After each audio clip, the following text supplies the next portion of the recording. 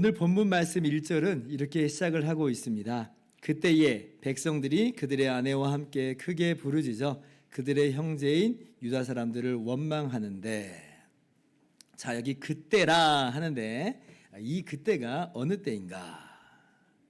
우리가 지난주에 함께 살펴본 것처럼 여러분, 예루살렘 성벽이 무너지고 성문들이 다 불타버린 일이 있었습니다. 이스라엘 사람들, 그러니까 유다 사람들이 환난을 당하고 수치와 능욕을 받았죠.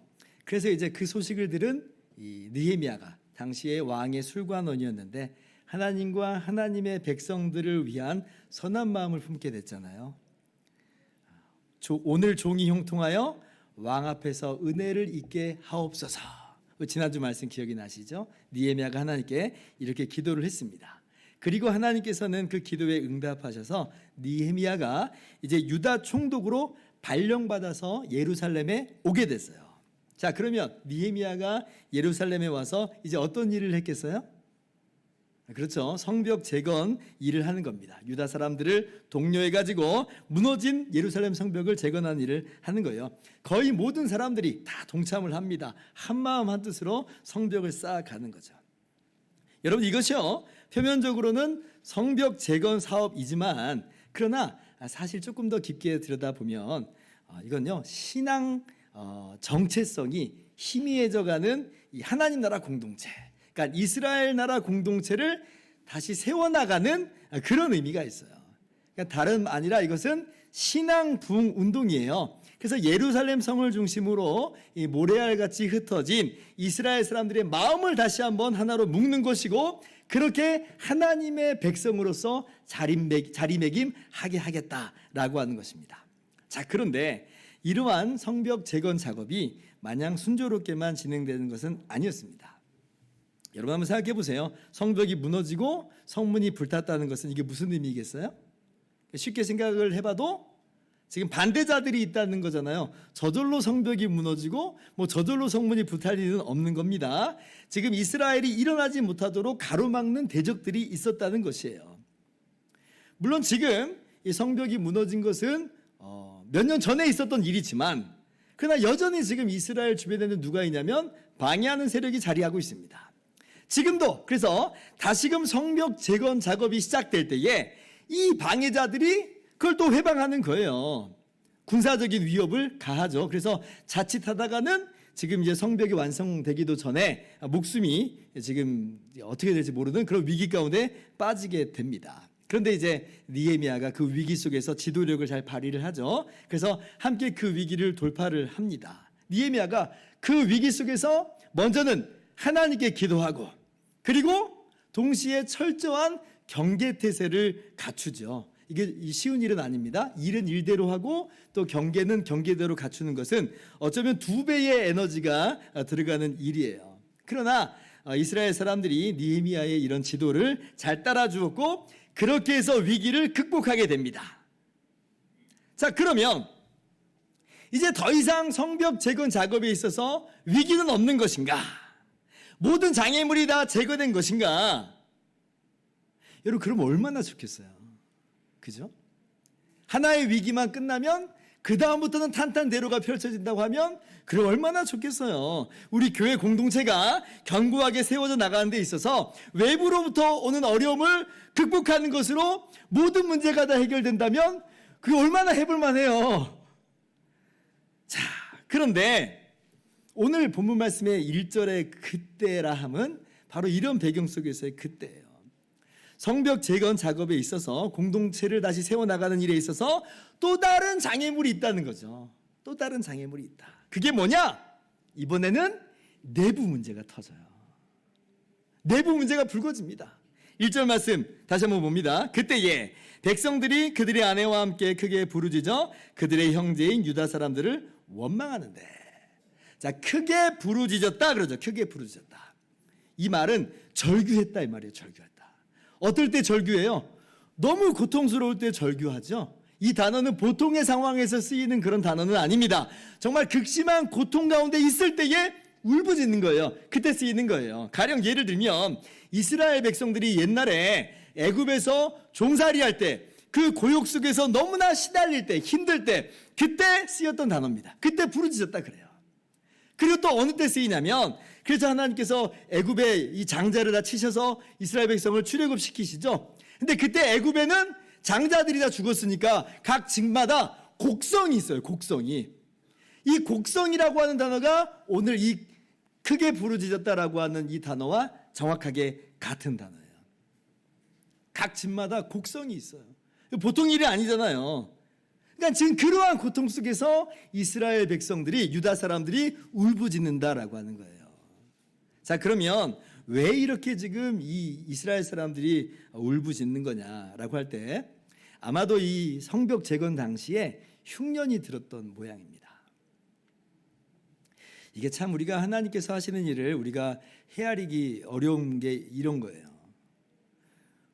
이 백성들이 어려운 중에도 불구하고 성벽 재건 작업을 하면 우리 같으면 풍년을 막 내려주셔가지고 다른 걱정은 없게 하면서 그리고 성벽 재건을 하게 하실 것 같은데, 근데 하나님의 이 방법은, 하나님의 길은 참 너무 오묘하고 신비합니다. 우리가 다 헤아리기가 어려워요. 풍년이 아니라 도리어 지금 흉년이 만나진 거예요. 왜 그렇게 하나님께서 하시는가? 우리가 다 이해하기 어려울 때가 참 많습니다. 근데 아무튼 그러다 보니까 현실적인 문제가 터져 나오는 거예요. 왜냐하면 흉년이니까 당장 먹고 사는 것들이 힘들어져 버렸어요. 이때는 누가 제일 힘드냐면 가족 수가 많은 그 집일수록 더 많이 힘들죠. 왜냐하면 식구가 많으니까, 입이 더 많으니까 더 많이 있어야 되거든요. 근데 지금 자녀들은 많은데 이걸 채워줄 수는 없다. 그러면 그걸 바라보는 부모의 마음은 어때요? 그게 찢어지는 거예요. 그래서 크게 부르짖을 수밖에 없는 거죠. 오늘날 우리 사회가 자녀들을 많이 안 가지려고 하는 분위기가 다소 있는데, 왜 그러냐면 여러분도 아시다시피 팍팍한 경제 생활에 부담이 되거든요. 뭐 낳기만 하고 잘 기르지 못하면 이 아이에게 너무 미안한 것 아니겠느냐. 나는 힘들게 살아도 상관은 없는데 나의 힘듦은 대물림하고 싶지 않다라고 하는 그런 분위기가 있잖아요. 그래서 자녀를 그렇게 많이 안 가지려고 하는 그런 게 있는데, 한편으로는 그 심정이 이해가 되는 게 있는 거예요. 삶이 그만큼 어렵다는 거니까. 지금 이스라엘 백성들이 당하는 곤란이 바로 그런 종류를 하는 겁니다. 이 흉년에 가족들은 많으니 이 난관을 어떻게 헤쳐나가면 좋단 말인가. 그래서 이제 궁지에 물리니까 이제 어떻게 하냐면 가지고 있는 땅과 집을 전당을 잡힙니다. 오늘날로 하자면 이게 뭐냐면 담보대출을 받는 거예요. 근데 이제 당시는 오늘날처럼 무슨 금융산업이 발달한 게 아니니까 아마 이제 1대1로 찾아가서 해결을 보는 형태겠죠. 부자들 찾아가지고 내 땅 담보물로 드릴 테니까 곡식 좀 주십시오 라고 이제 부탁을 할 것이에요. 자, 그런데 여러분 한번 생각해 보세요. 어려운 시기에 그러면 지금 이 그렇게 부자를 찾아온 사람들이 뭐 한 명이겠습니까?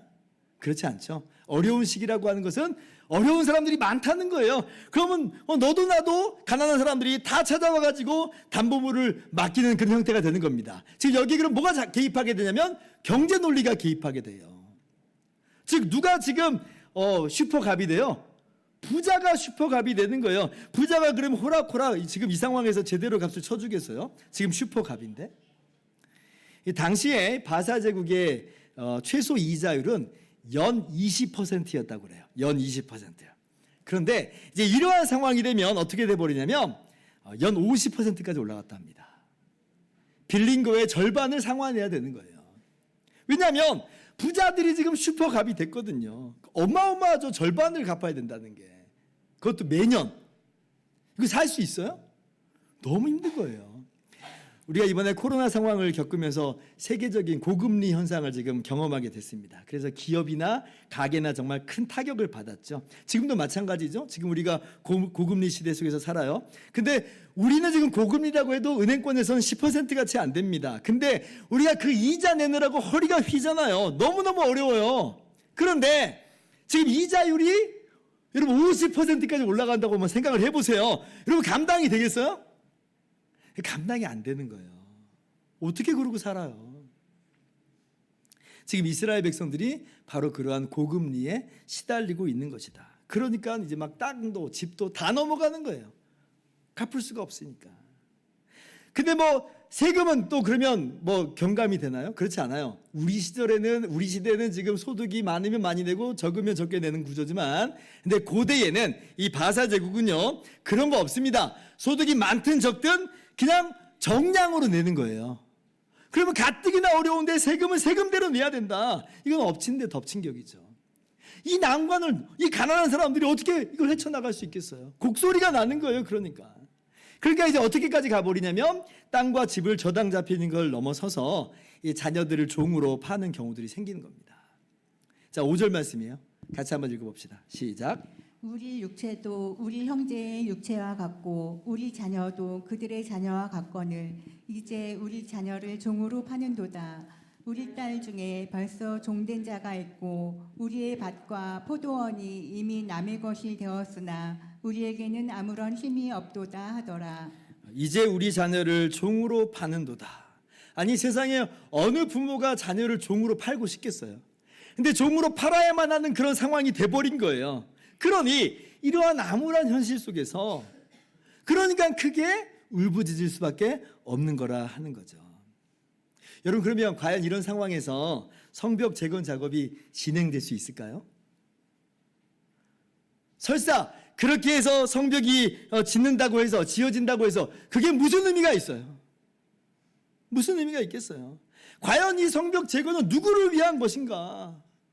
아무런 의미가 없어요. 공동체에 아무런 의미가 없는 거예요. 그래서 지금 이 위기는요, 성벽 재건 작업을 중단시킬 만한, 성벽 재건 작업을 무의미하게 만들 만한 정말 이 중대한 위기인 것이고요. 그리고 그것은 다름 아니라 외부에서 오는 위기 때문에가 아니라 바로 내부로부터 오는 그런 위기인 것이죠. 자, 그렇다면 느헤미야와 이스라엘 사람들은 어떻게 이 위기를 극복할 수 있을까요?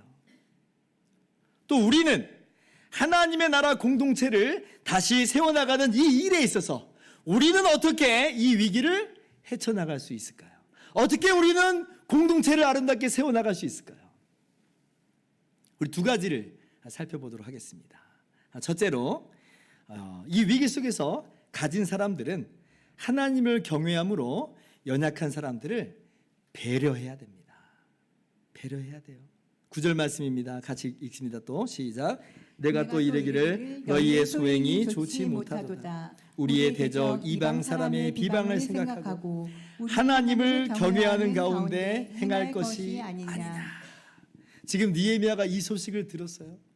지금 고금리에 시달리고 있는 그 이야기를 들은 거예요. 그러니까 느헤미야가 그 마음 가운데 거룩한 분노가 일었습니다. 그래서 지금 귀족들을 불러다 놓고 이 민장들, 그러니까 관리들 데려다 놓고 책망을 해요. 당신들 지금 뭐 하고 있는 거냐? 고리대금업을 하고 있다. 즉 귀족들과 민장들만 불러다가 그렇게 꾸짖기도 하고, 그리고 큰 집회를 열어서, 그러니까 사람들 앞에서도 소집해가지고 그 자리에서 또 꾸짖기도 합니다.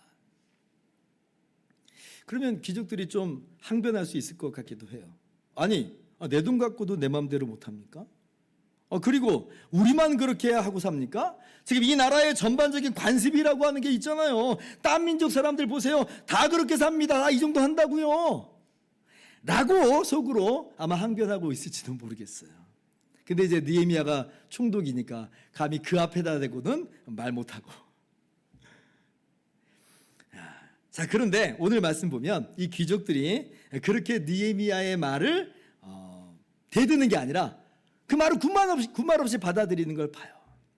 그럼 어떻게 과연 이 귀족들이 느헤미야의 말을 받아들일 수 있는가라고 할 때에 그것은 다름 아니라 오늘 지금 느헤미야가 하는 이 소리 때문에 그래요. 뭐라고 그래요? 너희가 하나님을 경외함으로 행할 것이 아니냐. 느헤미야는 지금 어디다가 호소를 하고 있냐면 귀족들의 신앙 양심에 호소를 하고 있어요. 그 귀족들의 신앙심에 지금 이야기하고 있는 거예요. 당신들은 누구냐? 하나님 백성 아니냐? 그러면 하나님의 백성이라면 하나님을 사랑함으로, 하나님을 두려워함으로 하나님의 말씀에 귀를 기울이는 것이 마땅하지 않겠느냐라고 하는 거죠. 그러면 하나님 어떻게 말씀하셨는데요? 하나님께서 이 부분에 대해서 말씀하신 내용이 나옵니다. 신명기 23장 19절을 한번 가봅시다. 하나님께서 모세를 통해서 이스라엘에게 주신 말씀인데요. 자, 교독합니다. 내가 형제에게 꾸어주거든 이자를 받지 말지니 곧 돈의 이자, 식물의 이자, 이자를 낼 만한 모든 것의 이자를 받지 말 것이라. 20절 같이요. 타국인에게 내게 꾸어주면 이자를 받아도 되거니와 내 형제에게 꾸어주거든 이자를 받지 말라. 그리하면 내 하나님 여호와께서 내가 들어가서 차지할 땅에서 내 손으로 하는 범사에 복을 내리시리라. 자, 지금 형제에게 이자를 받으라고요, 말라고요? 받지 말아라. 동족에게 이자 받으라고요, 받지 말라고요? 받지 말아라. 그러면 느헤미야가 이 말씀을 가지고 이야기하는 겁니다. 너희가 이방인이냐? 아니지 않느냐? 너희는 하나님의 백성 아니냐? 그러면 하나님께서 어떻게 말씀하셨느냐? 너희가 형제에게 받는 이 고리 대금업이 과연 하나님 말씀에 맞는 거냐? 정말 하나님이 그렇게 말씀하신 거냐? 아니지 않느냐? 그렇다면 우리가 하나님을 경외함으로 행할 것이 아니냐? 뭐예요? 이자 받지 말라는 거예요. 여러분, 이 귀족들과 민장들은 세상의 법으로는 합법적으로 살고 있다고 할 수가 있습니다. 여기서 뭐 누가 뭐라고 하겠어요? 다들 그렇게 사는데. 그러나 하나님의 백성으로서 하나님의 법으로는 불법을 저지르고 있었던 거예요. 왜냐하면 하나님께서 형제들에게 이자 받지 말라고 했으니까요. 제가요, 여기 지금 형제에게 이자를 받지 말라는 말을 조금 더 생각을 해봤습니다. 여러분도 한번 생각을 해보세요. 이게 어떤 의미일까? 어떤 더 깊은 의미를 담고 있을 것일까? 자, 예를 한번 들어봅시다. 지금 저에게 두 명이 찾아왔다고 한번 예를 들어보는 거예요. 한 명은 이방인이고 한 명은 이스라엘 사람입니다. 제가 부자예요. 제가 1억을 갖고 있습니다. 1억을 빌려준 참이에요. 당시에 이율로 몇 %라고요? 20%라고 그랬어요. 저는 50%까지 안 받겠습니다. 20%만 받을 거예요. 그럼 1년에 20%면 얼마예요? 2천만 원이에요. 2천만 원. 이방인에게 빌려주면 저 2천만 원 버는 겁니다. 자, 그런데 이스라엘 백성에게 빌려주면, 나의 동족에게 빌려주면 한 푼도 못 받아요. 그럼 저는 누구에게 빌려줄까요? 여러분 누구에게 빌려줄 것 같으세요? 그렇죠. 네, 우리가 다 이신점심이에요. 여기서 이스라엘 백성이라고 하시는 분은 진짜 대단한 분입니다. 이방인에게 빌려주고 싶어요. 왜냐하면 그게 돈이 되니까요. 자, 그런데 그 돈을 형제에게 빌려줄 때는 이자를 받지 말라 하는 하나님 말씀은 뭐예요? 지금 내가 2천만 원 벌을 수 있는 그 기회, 그거를 내려놓으라는 얘기죠. 다른 말로 말하면 기꺼이 손해를 감수할 수 있어야 한다는 거예요. 이게 기회비용인 건데 이 기회비용을 날려버리는 그만큼 손해를 각오할 수 있어야 된다. 어디 안에서는? 공동체 안에서는. 하나님께서는 공동체에게 뭐라고 말씀하시냐면 좀 손해받아도 괜찮다는 거예요. 공동체를 유지해 나가는 것에 있어서는 그만큼의 손해를 감수할 수 있어야 된다는 겁니다. 어떻게 하면 공동체가 세워지는가라고 할 때 손해를 감수하는 것이야말로 위기를 돌파하고 공동체를 세워나가는 비결이라 하는 거예요. 그런데 나는 뭐 10원 한 장도 손해받지 않으려고 한다. 이런 그건 비즈니스 관계지 공동체, 신앙 공동체 관계는 아닌 것이에요. 여러분, 오늘 말씀을 그렇다고 오해하고 잘못 적용하지 않기를 바랍니다. 그래서 목사님이 그럼 우리 교회 안에서 금전 관계를 맺어도 되는 것이구나 라고 지금 그렇게 가르쳐 주시는 건가? 여러분, 절대 그렇지 않아요. 오늘날에는 금융업이 발달을 했으니까 교회 안에서 그러지 마시고 금융제도를 이용하시면 됩니다. 오히려 교회 안에서 금전관계로 얽혀져 버리는 것 때문에 교회 안에 시험이 들고 교회가 깨지고 문제가 일어나는 거 제가 정말 너무나 많이 봤어요. 나는 선의로 돈을 빌려줬는데 그것 떼먹고 도망가는 일들이 비일비재하게 있거든요. 그러면 어때요? 돈 떼먹고 도망간 사람도 죄 짓는 거고, 또 그리고 그 빌려준 사람도 그 사람 평생 원망하면서 살아요. 그리고 자기 삶도 빌려줬으니까 피해가 이만저만이 아니에요. 교회 공동체가 세워지기보다는 오히려 공동체가 막 흔들흔들하는 일이 너무나 많습니다. 그래서 여러분, 교회 안에서 돈 꿔주거나 돈 빌려주거나 뭐 그러지 마세요. 우리가 흔히 하는 말 있죠. 돈을 만약에 빌려주게 되면 못 받을 거 각오하고 빌려줘라. 그렇지 않으면 빌려주면 안 된다라고 하는 거예요. 그래서 제가 오늘 드리는 말씀을 이런 식으로 금전거래를 우리가 하자라는 얘기가 아니에요. 더 깊은 의미로 들어가세요. 관계 안에서 공동체를 세워나가는 것에 있어서 우리가 뭘 감수하자는 거예요? 손해를 감수하자는 겁니다. 손해를 감수하자.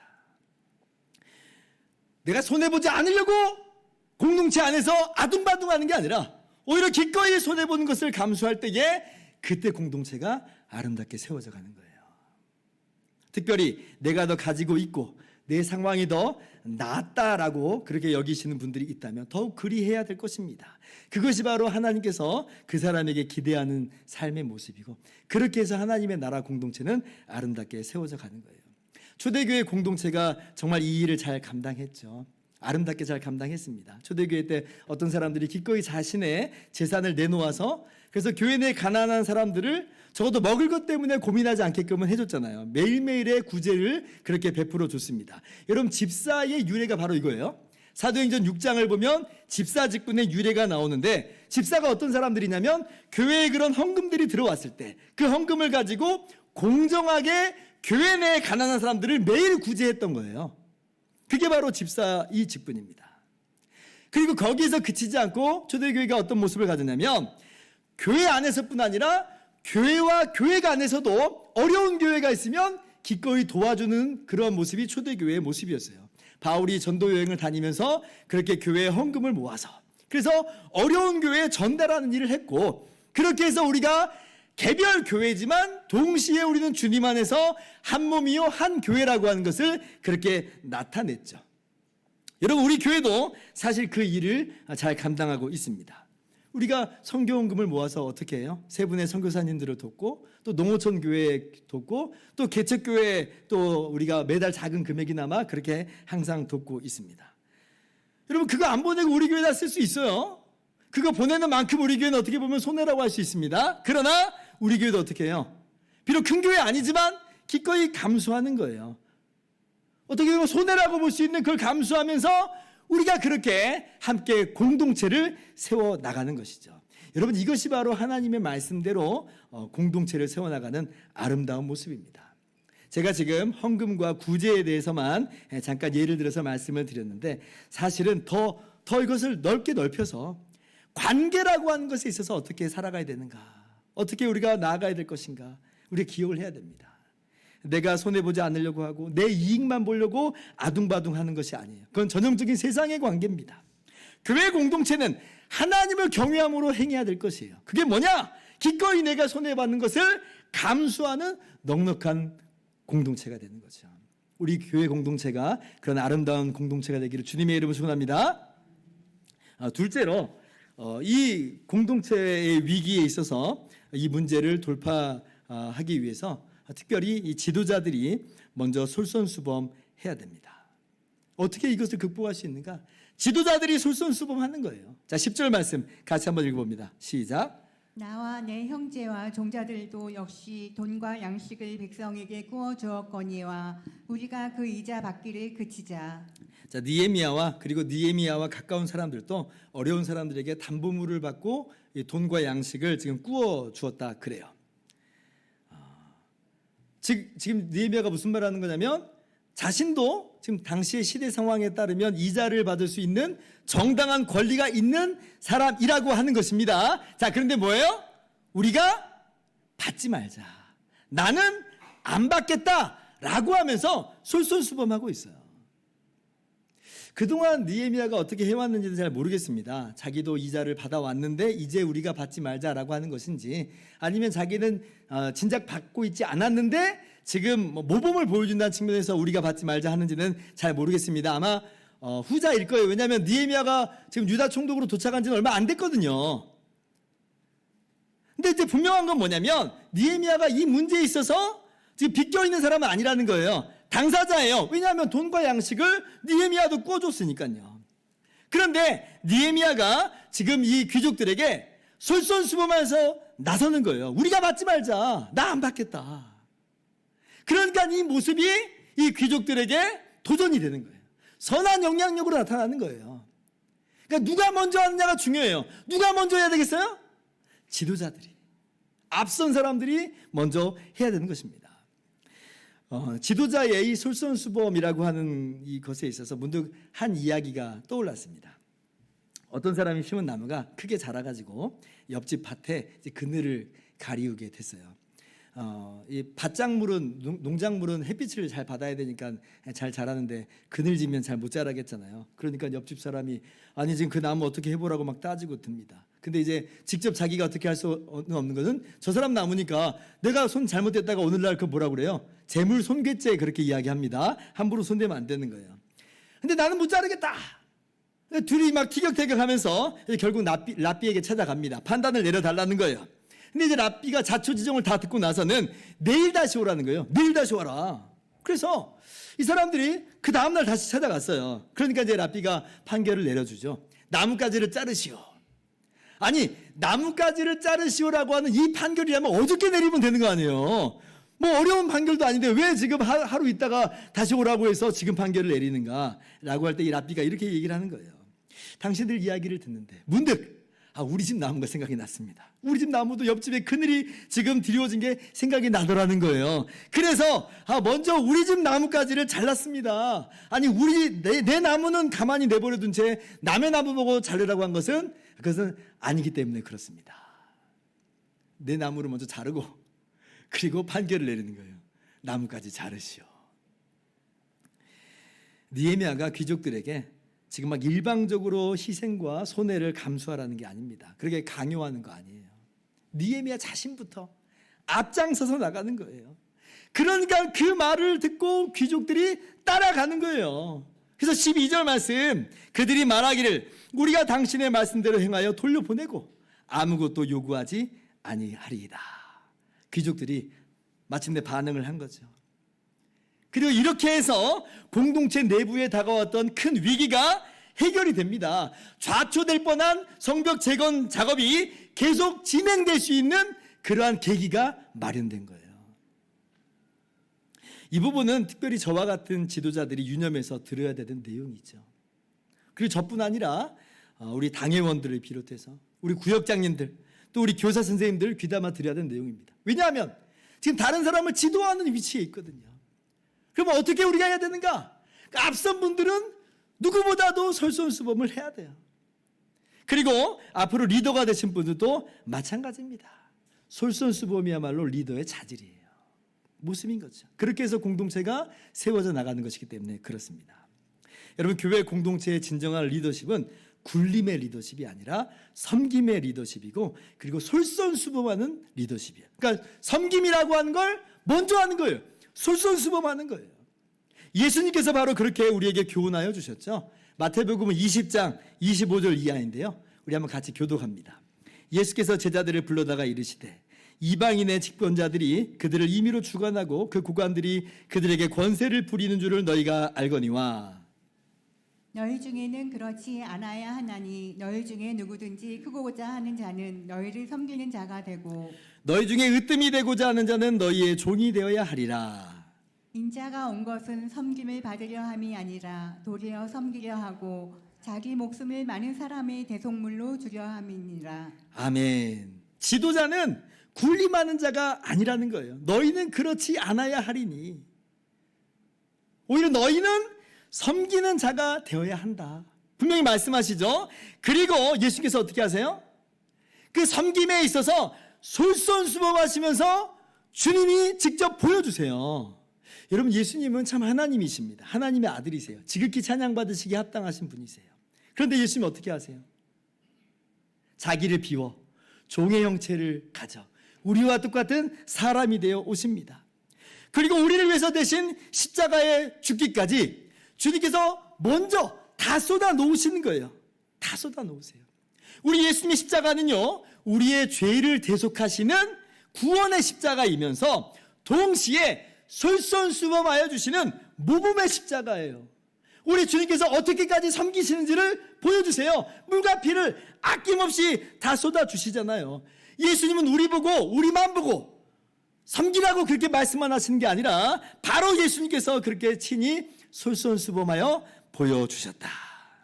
그래서 우리가 오늘 말씀을 통해서 사실 느헤미야의 솔선수범을 보지만 느헤미야의 솔선수범뿐 아니라 누구의 솔선수범을 보냐면 우리 예수님의 솔선수범하시는 섬김의 모습을 성경에서 발견하게 되는 것이죠. 우리가 어떻게 살아가야 되는가? 우리 예수님의 놀라운 십자가 은혜를 거저받아서 구원받은 하나님의 백성이 됐으니 하나님을 경외함으로 행할 것이 아니냐. 우리 주님을 닮아서 솔선수범하면서 누가 먼저라 할 것 없이 우리가 먼저 그렇게 섬기는 모습을 보여야 마땅한 것이 아니냐. 꼭 지도자뿐 아니라, 지도자는 누구보다도 더 그래야 되겠고, 지도자뿐 아니라 우리 모든 하나님의 백성이 그렇게 섬김의 모습으로 살아가야 될 것이며 또 솔선수범하면서 나아가야 될 것이에요. 그것이 바로 공동체를 세우는 길이다라고 하는 것입니다. 오늘 그렇게 주님을 닮아가는 저와 여러분보다 되기를 주님의 이름으로 축원합니다. 자, 이제 말씀을 마칩니다. 전쟁 중에서 가장 치열하고 또 상처가 아주 깊게 패이는 전쟁을 내전이라고 합니다. 바깥에서 쳐들어오는 전쟁도 물론 위기지만 그보다 더 큰 위기는 내전이다. 어떤 공동체 간에 이 공동체의 내부의 이 갈등과 문제가 제대로 해결되지 않으면 그 공동체는 세워질 수가 없어요. 와해되고 맙니다. 그래서일까요? 우리 교회 공동체의 장로와 집사 임직을 보면 이제 앞에 나와서 교회 앞에 선서하는 내용이 있어요. 근데 제가 어느 날인가 그 내용을 잠잠히 들여다보는데 문득 마음에 깨달아져 오는 게 있었습니다. 여러분, 장로, 집사, 임직 서약을 보면 열심히 최선을 다하겠습니다. 최고로 잘하겠습니다. 우리 교회 성장시키겠습니다. 그런 내용? 그런 내용 없어요. 여러분, 그거 나쁘다는 말 아닙니다. 근데 그런 내용 없어요. 그럼 뭐가 있느냐라고 할 때 이런 서약이 있어요. 본인은 본 교회의 화평과 연합과 성결을 위하여 힘쓸 것을 서약합니다. 이것만 있어요.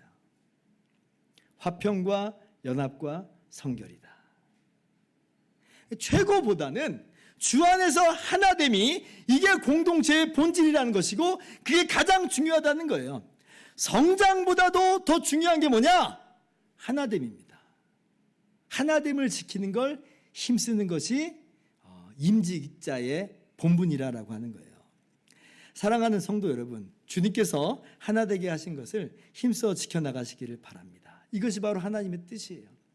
우리가 하나님을 경외함으로 행해야 될 것입니다. 어떻게 해요? 우리에게 주신 은혜를 따라서 하나님 말씀을 따라서 기꺼이 손해를 감수하면서 사랑과 겸손과 온유와 오래 참음으로 연약한 자들을 섬기며 돌볼 수 있기를 바랍니다.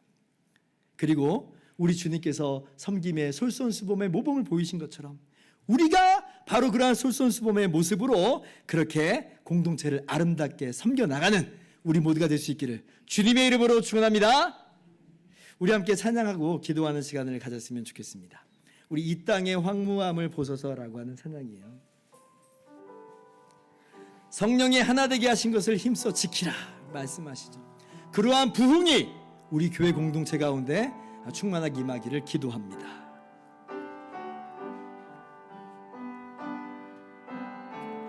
이 땅의 황무함을 보소서. 하늘의 하나님 긍휼을 베푸시는 주여, 우리의 죄악 용서하소서. 이 땅 고쳐주소서.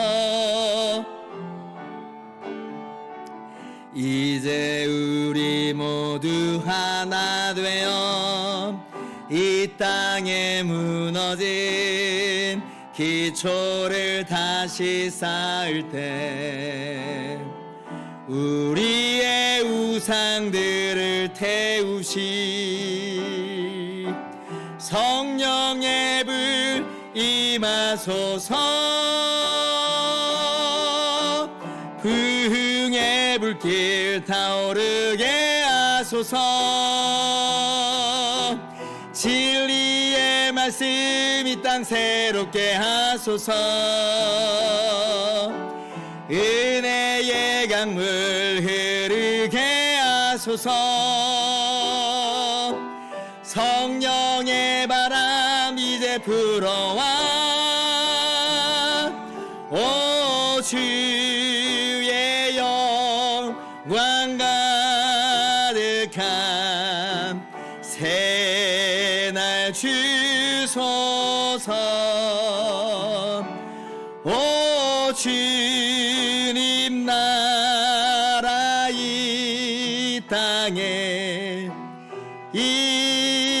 임하소서.